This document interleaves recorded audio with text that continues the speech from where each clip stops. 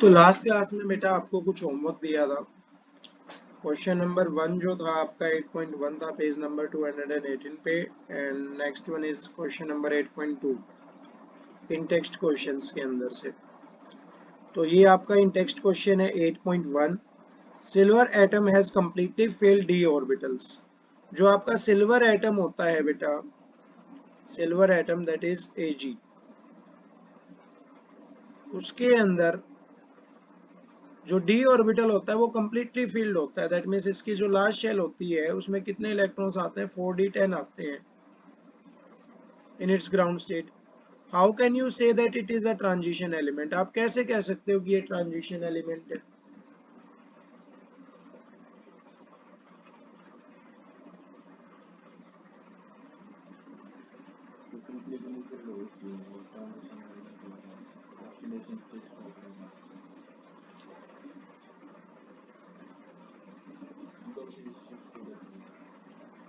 Ag जो होता है बेटा,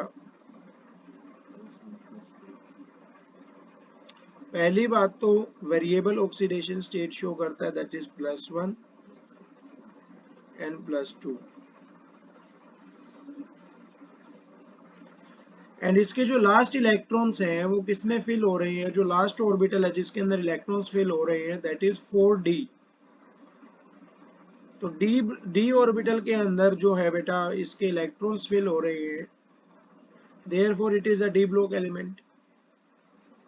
एंड सेकंड थिंग, अगर हम इसका इलेक्ट्रॉनिक कॉन्फ़िगरेशन लिखना चाहें, अदरवाइज लास्ट में जो है आपका, अगर मैं 4d सीरीज लिखूं तो 4d सीरीज क्या होती है आपकी? वाई जर नम मो तक रियू रे पड AgCd।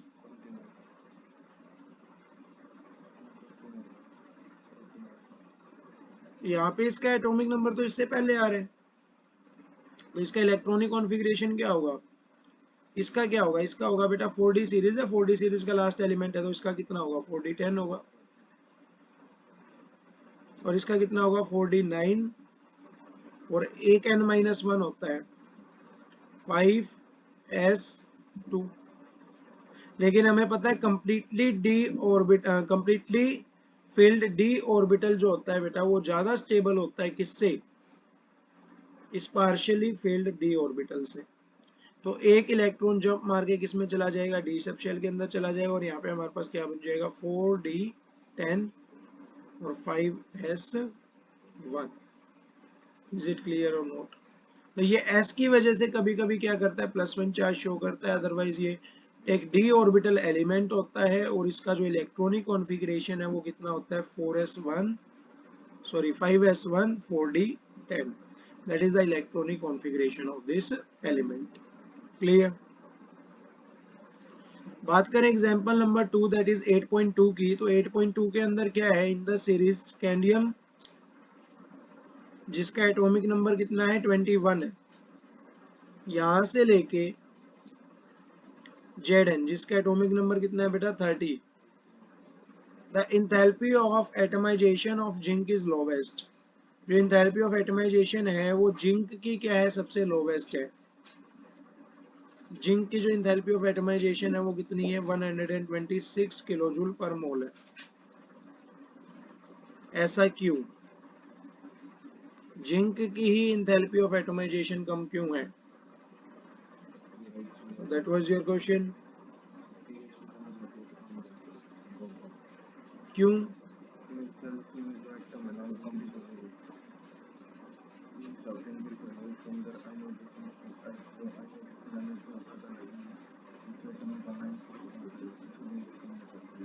बिल्कुल सही। तो आयनाइजेशन एनर्जी से समझ सकते हैं फिर हम इसको।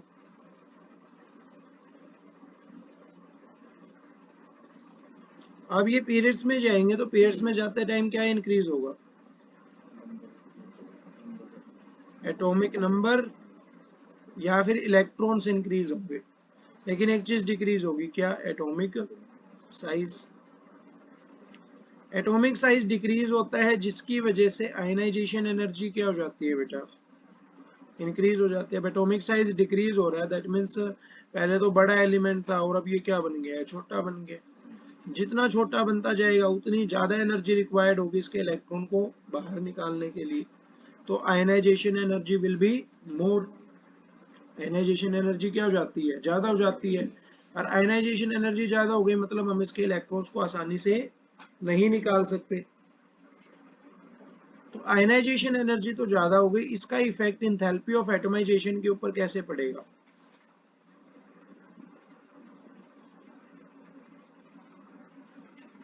How will the ionization energy affect the enthalpy of atomization?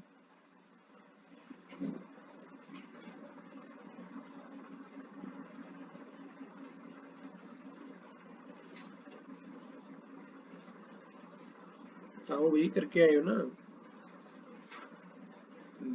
You have to give a proper explanation of a question.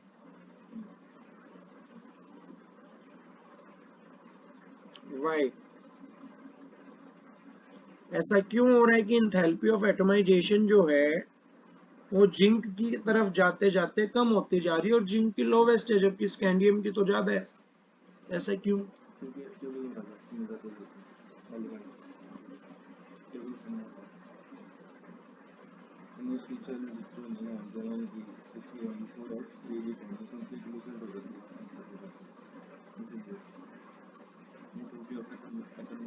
चलो ये कह सकते हैं वैसे, पर इतना अप्रोप्रिएट आंसर नहीं है कि सर यहाँ पे स्कैंडियम के अंदर क्या है, आयनाइजेशन एनर्जी कम रिक्वायर्ड है। आयनाइजेशन एनर्जी कम रिक्वायर्ड है तो हम इलेक्ट्रॉन्स को अंदर बाहर कर सकते हैं। अगर इलेक्ट्रॉन्स बाहर जा सकते हैं, आयनाइजेशन एनर्जी कम है, दैट मीन्स इसको आयनाइज करना क्या है, आसान है। और अगर हम आयनाइज कर रहे हैं तो इसका एटोमिसिटी जो है वो क्या हो रही है, वोलेट हो रही है। लेकिन बात करें जिंक की, तो जिंक का एटॉमिक साइज क्या हो जाता है, बहुत कम हो जाता है। इसको इलेक्ट्रॉन्स निकालने के लिए क्या चाहिए, बहुत ज्यादा एनर्जी चाहिए। और अगर वो ज्यादा एनर्जी रिक्वायर्ड नहीं होती है तो ये अपनी स्टेबल स्टेट के अंदर रहना क्या करता है, पसंद करता है। और इसकी जो इंथैल्पी ऑफ एटमाइजेशन होती है वो क्या हो जाती है बेटा, और भी कम हो जाती है। क्लियर है? तो that can also be answer. बाकी आप इसका एक और अप्रोप्रिएट आंसर ढूंढेंगे कल की क्लास में, जो इसका सबसे बेस्ट आंसर होना चाहिए कि किस टर्म्स में हम एंथैल्पी ऑफ एटमाइजेशन को बिल्कुल अच्छे तरीके से डिफाइन कर सकते हैं। तो नेक्स्ट स्टार्ट करेंगे हम। नेक्स्ट जो कॉन्सेप्ट है बेटा हमारा वो है ऑक्सीडेशन स्टेट। क्या है बेटा? Oxidation state. तो ध्यान से पढ़ेंगे। ऑक्सीडेशन स्टेट आप पहले पढ़ चुके हो, मैं आपको थोड़ा सा आइडिया दे देता हूँ इस बारे में। जब हम पहले डेफिनेशन को पढ़ लेते हैं उसके बाद एग्जाम्पल कर लेते हैं। डेफिनेशन क्या कहती है? द नंबर अलॉटेड, वो नंबर जो अलॉट किया जाता है टू एन एलिमेंट, किसको बेटा? एक एलिमेंट को, इन अ कंपाउंड। जो एलिमेंट कहाँ पे प्रेजेंट है? एक कंपाउंड के अंदर प्रेजेंट है। Representing the number of electrons, और वो जो नंबर अलॉट किया गया है वो नंबर क्या रिप्रेजेंट करेगा? नंबर ऑफ इलेक्ट्रॉन्स रिप्रेजेंट करेगा जो लॉस हो रहे हैं या गेन किए जा रहे हैं एक एटम के द्वारा उस एलिमेंट के, जो एलिमेंट कंपाउंड के अंदर क्या था, प्रेजेंट था। क्लियर और नोट? फॉर एग्जाम्पल, मैं यहाँ पे आराम से आपके सामने से एग्जाम्पल ले रहा हूँ H2SO4 का। इसका एग्जाम्पल ले रहा हूँ बेटा H2SO4। क्या होता है H2SO4? सल्फ्यूरिक एसिड होता है। सल्फ्यूरिक एसिड के अंदर हाइड्रोजन जो होता है बेटा, हाइड्रोजन की ऑक्सीडेशन स्टेट तो फिक्स होती है। हाइड्रोजन के ऊपर चार्ज कितना होता है? +1 होता है। तो दो हाइड्रोजन पे कितना होगा? +2 होगा। अच्छा, ओवरऑल चार्ज कितना है? 0। कुछ भी नहीं दे रखा तो हम ओवरऑल चार्ज कितना लेंगे? 0। और इसको किसके इक्वल रख देंगे? 0 के इक्वल रख देंगे। अगर चार्ज होता तो चार्ज के इक्वल रख देते हैं। ऑक्सीजन पे चार्ज कितना होता है? -2 चार्ज होता है। तो ऑक्सीजन है कितनी यहाँ पे? 4 है। तो कितना हो गया? -8 हो गया। बात करें बेटा सल्फर की, सल्फर पे कितना चार्ज आएगा? हमें निकालना है तो इसको क्या मान लेते हैं? X। क्लियर है? तो मैंने इसको एक नंबर अलॉट कर दिया, दैट इज X। ये X रिप्रेजेंट करेगा कि सल्फर का जो एटम है वो कितने इलेक्ट्रॉन्स को लॉस या गेन कर रहा है, किसके अंदर बेटा? अ गिवन कंपाउंड के अंदर। Is it clear or not? So the number allotted to an element which is present in a compound, which represent the number of electrons lost or gained by that atom, is known as oxidation state. अगर हम निकालना चाहें तो x 2 minus 8 कितना हो जाएगा, -6 is equals to 0, x is equals to +6. तो 6 electrons को क्या करना चाहेगा, डोनेट करना चाहेगा इस कंपाउंड के अंदर। लास्ट शेल का मतलब नहीं है जो इस कंपाउंड के अंदर जो इलेक्ट्रॉन्स को डोनेट या गेन कर रहा है, हमेशा ऐसा नहीं है कि जो इसके वैलेंस इलेक्ट्रॉन्स है वही आ जाएंगे, ऐसा कोई जरूरी नहीं है। अभी सल्फर का जो है एटॉमिक नंबर 16 होता है, तो पहली शेल में 2, दूसरी शेल में 8, तीसरी शेल में 6, लेकिन ऐसा हमेशा जरूरी नहीं है कि आपके वैलेंस इलेक्ट्रॉन्स ही आए, और भी आ सकते हैं। क्लियर है? अभी हम एग्जांपल्स करेंगे तो समझ आ जाएगा। For example the electronic configuration of copper is this.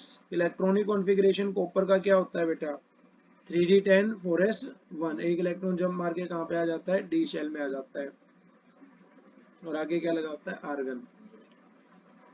It attains noble gas configuration by losing 1 electron. अगर मैं इसका एक इलेक्ट्रॉन हटा दूं तो आपकी सारी की सारी शेल क्या है, कंप्लीटली फिल्ड है, और अगर सारी शेल कंप्लीटली फिल्ड हो तो वो क्या होता है, एक नोबल गैस कॉन्फ़िगरेशन बन जाता है।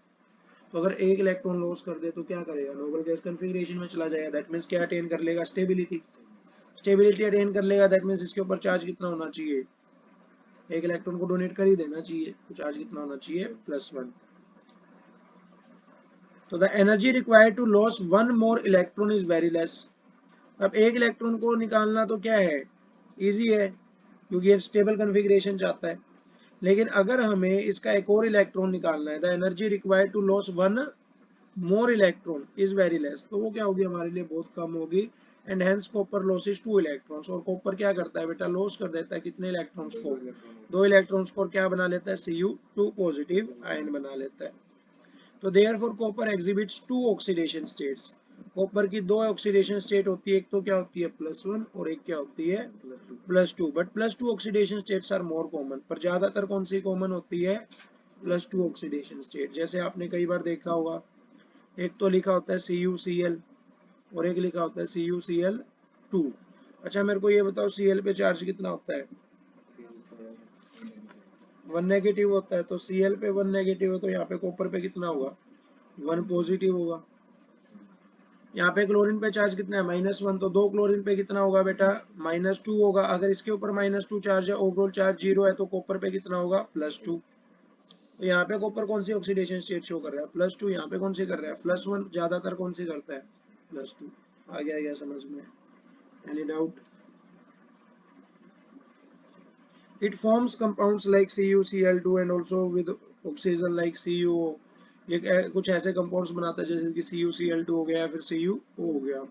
अब मुझे बताओ CuO that is cupric oxide, क्या होगी ऑक्सीडेशन स्टेट इसमें कॉपर की,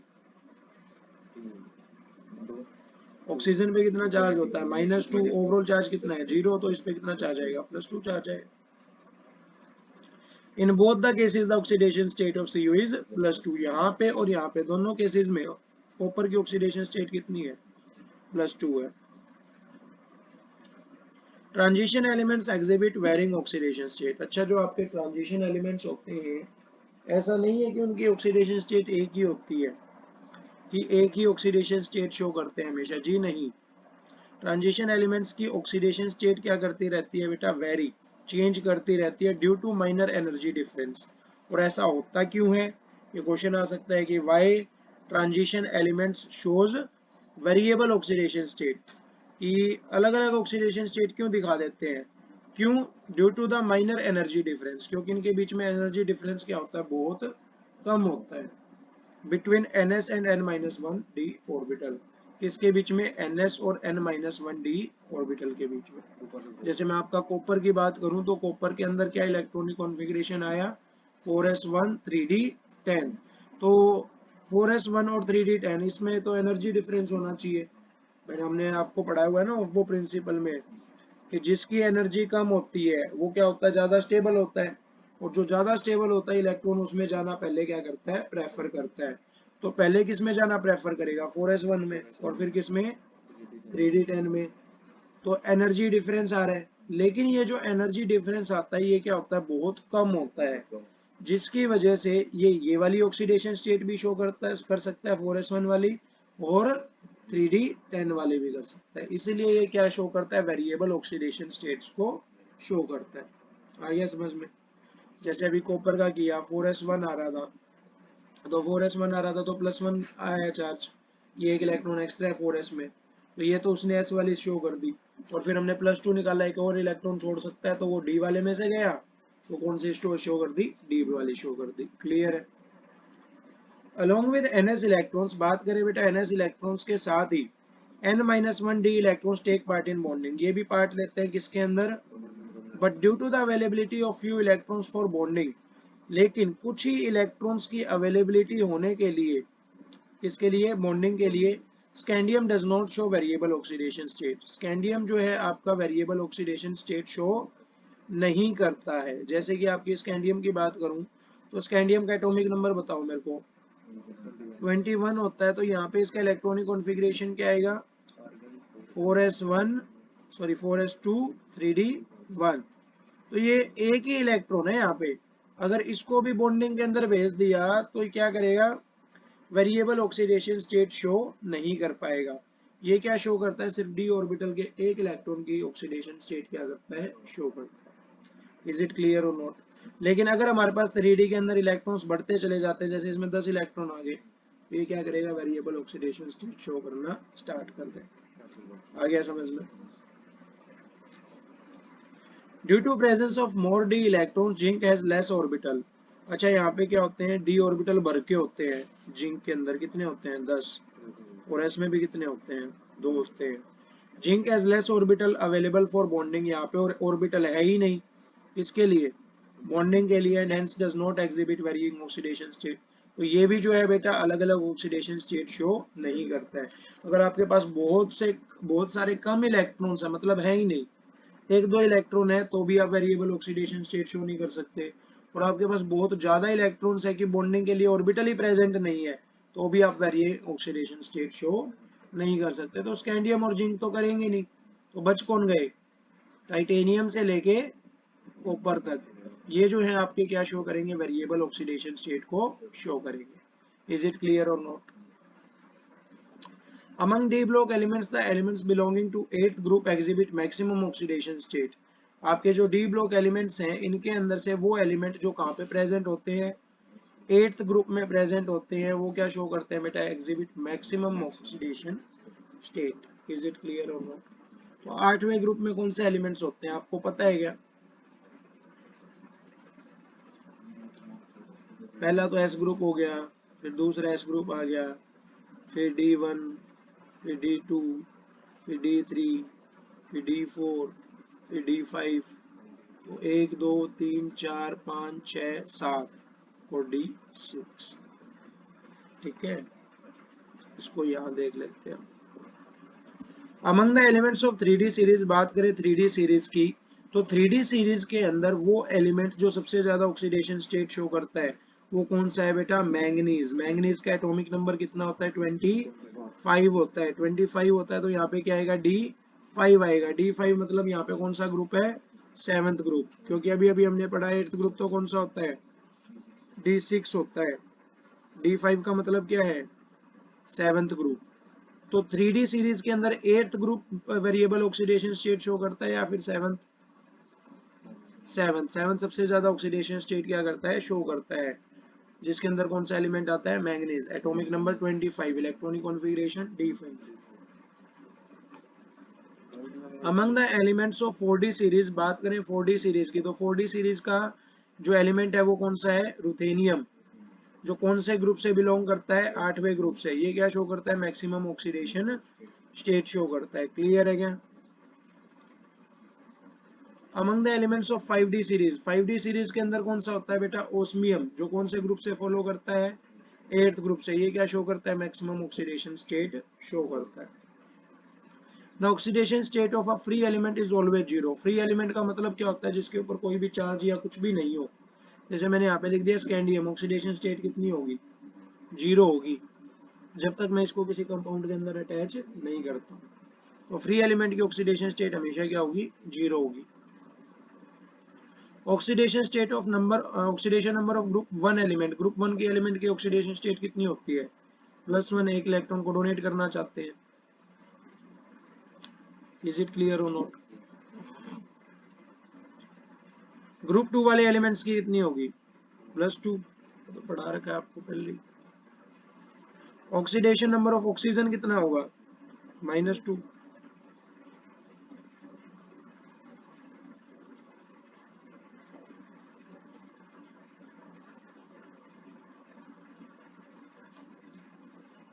एग्जाम्पल आ गया, रफ कॉपी निकाल लीजिए, इसको सोल्व करिए।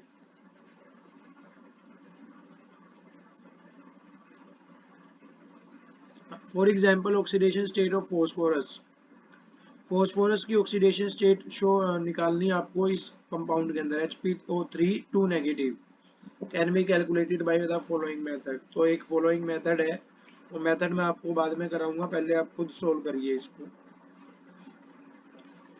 Take 30 seconds to solve this।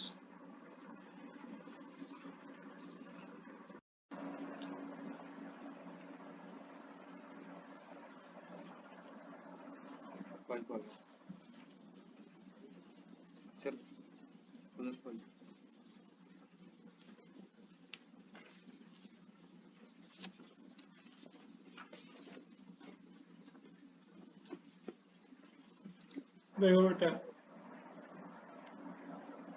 H के ऊपर चार्ज +1, फॉस्फोरस का कैलकुलेट करना है +x, ऑक्सीजन पे चार्ज कितना होता है, -2 होता है, तो 3 ऑक्सीजन पे कितना होगा, -6 होगा।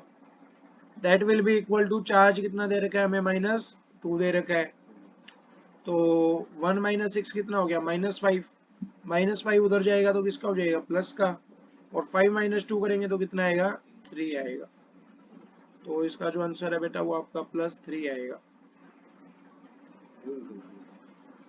बिल्कुल, जिसने यहाँ पे बेटा 0 लिया है तो आपका आंसर गलत है, इसके ऊपर चार्ज दे रखा है। अगर चार्ज नहीं दे रखा होता that means it will be a neutral compound, but charge दे रखा है दैट मीन्स यहाँ पे आपके पास क्या प्रेजेंट है, चार्ज प्रेजेंट है, एक आयन है। आयन है तो चार्ज कहाँ पे, चार्ज कितना होगा यहाँ पे, -2। इज इट क्लियर और नॉट? तो ऑक्सीडेशन स्टेट कितनी आ रही है फॉस्फोरस की, +3 आ रही है। तो मेथड नहीं दे रखा है यहाँ पे, तो आप इसको लिख लेना एक मेथड से अच्छे तरीके से, कि चार्ज हम कहाँ पे लेते हैं, राइट हैंड साइड लेते हैं, चार्ज दे रखा है तो लेंगे, अदरवाइज न्यूट्रल है तो क्या लेंगे, 0।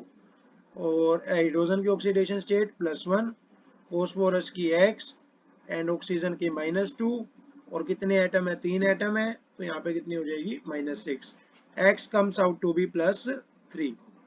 क्लियर है? तो जैसा कि मैंने आपको बताया था कि हमेशा ऐसा नहीं होता है कि वैलेंस इलेक्ट्रॉन्स की ही ऑक्सीडेशन स्टेट आएगी। जैसे फॉस्फोरस है, एटॉमिक नंबर कितना होता है, 15, पहली शेल में कितने इलेक्ट्रॉन जाएंगे, दूसरी में, तीसरी में 5, वैलेंस इलेक्ट्रॉन्स तो कितने हैं, लेकिन ऑक्सीडेशन स्टेट कितनी आ गई, +3 आ गई। क्लियर है? तो ये ऑक्सीडेशन स्टेट सिर्फ ये रिप्रेजेंट करने की कोशिश कर रहा है कि आपका जो एटम है वो कितने इलेक्ट्रॉन्स को गेन या लॉस करेगा एक गिवन कंपाउंड के अंदर। इज इट क्लियर और नॉट क्लियर सर? तो नेक्स्ट है बेटा आपका standard hydrogen electrode. Standard hydrogen electrode जिसको हम एक और नाम से जानते हैं शी। क्या होता है शी? इलेक्ट्रोकेमिस्ट्री में पढ़ा होगा आपने, इलेक्ट्रोकेमिस्ट्री में पढ़ा है ना हमने स्टैंडर्ड हाइड्रोजन इलेक्ट्रोड, काफी क्वेश्चंस भी किए हैं इसके ऊपर। इसके अंदर हम हाइड्रोजन की इलेक्ट्रोड को यूज करते हैं, किस लिए यूज करते हैं, क्या काम है उसकी हाइड्रोजन की इलेक्ट्रोड?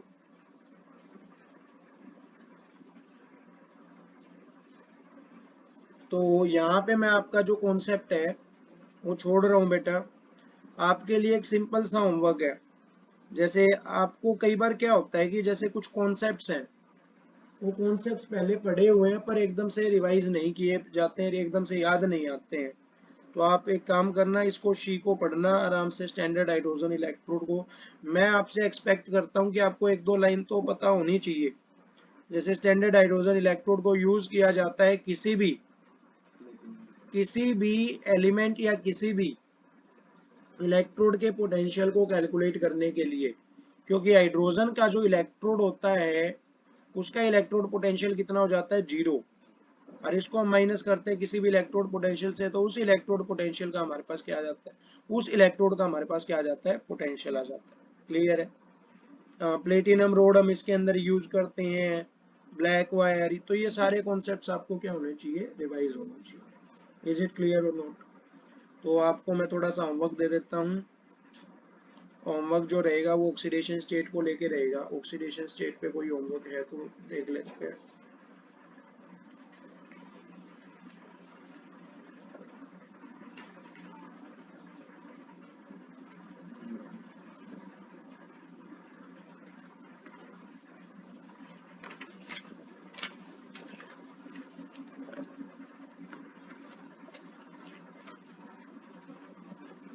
एक तो बेटा आपको इन टेक्स्ट क्वेश्चन करना है,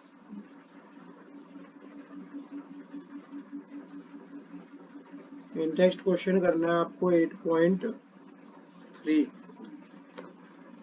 और एग्जाम्पल करना है आपको,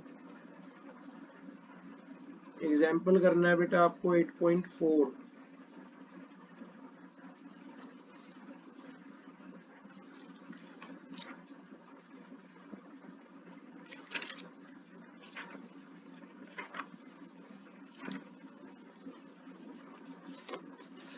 अब आ जाते हैं हम एक्सरसाइज के क्वेश्चंस में। तो जो आपके एक्सरसाइज के क्वेश्चन से, अच्छा किसी बच्चे को ना पता हो तो ये सारा डाटा किसका है, एनसीईआरटी का। एक्सरसाइज के जो क्वेश्चंस है बेटा, एक्सरसाइज के अंदर आपको एक तो क्वेश्चन करना है question number 1, question number 2,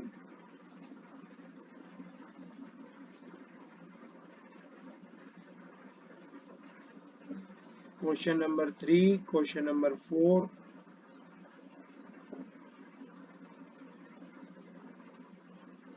question number 5।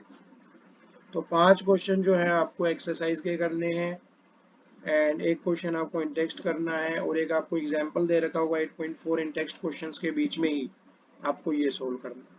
तो आज के लिए रखेंगे हम इतना ही लेक्चर। कल जो आपका लेक्चर स्टार्ट होगा that will B start from standard hydrogen electrode, which you have revised for your next class.